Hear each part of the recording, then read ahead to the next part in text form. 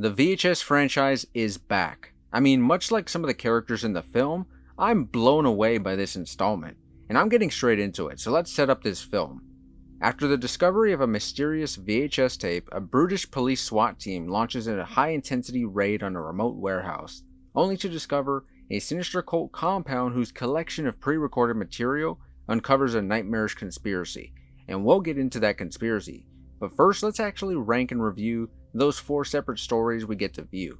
Timo Shajanto wrote and directed the heck out of the subject, in which we see this Dr. Frankenstein-like mad scientist who is kidnapping innocent people in Indonesia and turning them into all types of experimental metal monsters.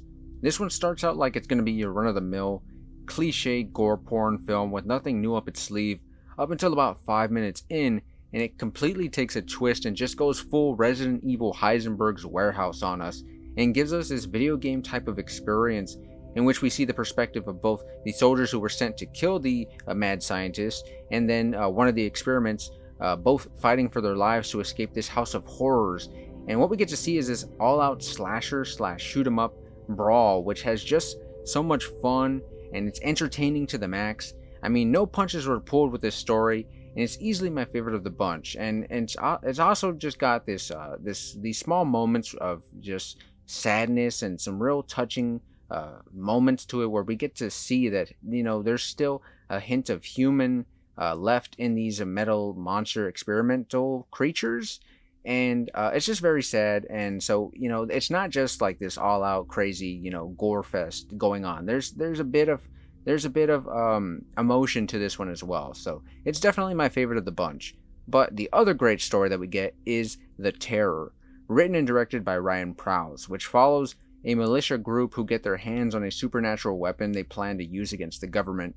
And just like the previous story, this one takes a minute to get going, having you believing it's just another violence for violence sake film until they slowly peel back the truth of what exactly their weapon is, and it's actually this man-eating humanoid creature whose blood is extremely explosive when exposed to sunlight.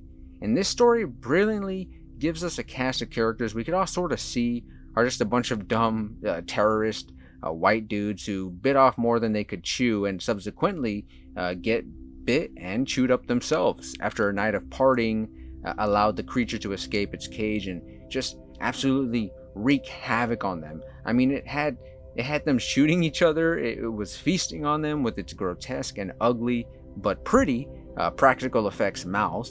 And in a case of swift irony, it ends up blowing itself up and killing the militia leader, much like how he planned to use it to harm other people. So both these tapes went all out. They had a great combination of practical effects and CGI. The gore was what you wanted, the stories were unique, and both sort of had a twist, and the direction was absolutely flawless. Now, the next best was probably Storm Drain, which was written and directed by Chloe Okuno, in which a TV reporter and her cameraman go investigating a local legend about a rat man who lives in a storm drain. Now, I've praised the practical effects a few times already, but it's most deserving here with the Ratma creature. I mean, that was one slimy, disgusting, and downright scary being. I mean, I haven't seen anything like that anywhere in a long time, and that's how you kick off an anthology series. Every sequence in the sewers felt very eerie. It had that sort of a YouTuber slash urban exploration vibe to it too, which I thought added to the spooky vibes. And the shock ending here is so silly, but at the same time, I just appreciate them going for it. Like hell yeah, give me weird. I like that. I want to see wild and imaginative stuff like this. I mean, that ending with the woman being this sort of semi-conscious extension of the Ratma and swearing her allegiance after just spitting acidic fluids on her co-host?